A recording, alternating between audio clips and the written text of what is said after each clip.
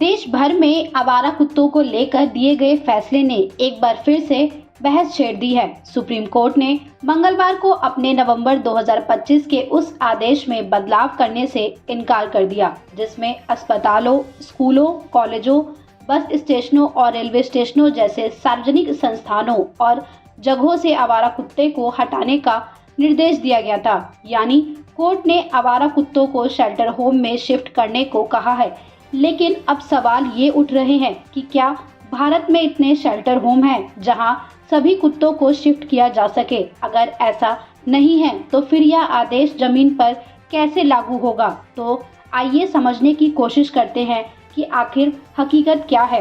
वैसे भारत में आधिकारिक रूप से सरकार की ओर से इसे लेकर कोई आंकड़ा शेयर नहीं किया गया है, लेकिन कई सर्वे के आधार पर बताया जाता है कि भारत में करीब 1.53 करोड़ आवारा कुत्ते हैं। यह आंकड़ा देश में स्ट्रे डॉग्स की वास्तविक स्थिति का सबसे व्यापक अनुमान माना जाता है। इसके अलावा अगर कुल आवारा पशुओं की बात की जाए तो संख्या करीब 2.4 करोड़ तक पहुंच जाती है, जिसमें गाय, बकरी और अन्य पशु भी शामिल होते हैं। हालांकि इनमें कुत्ते सबसे बड़ा हिस्सा बनाए जाते हैं।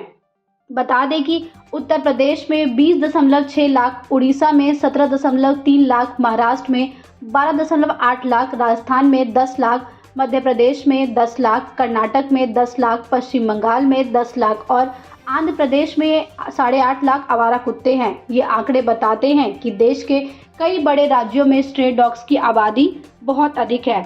अब सबसे बड़ा सवाल ये है कि इतने कुत्तों के लिए पर्याप्त शेल्टर मौजूद है। भारत में लगभग 3,345 एनिमल शेल्टर होने का अनुमान है, लेकिन इनमें सिर्फ डॉग शेल्टर ही नहीं बल्कि गौशालाएं और अन्य पशु आश्रय भी शामिल है। यानी वास्तविक डॉग शेल्टर की संख्या इसमें काफी कम हो सकती है।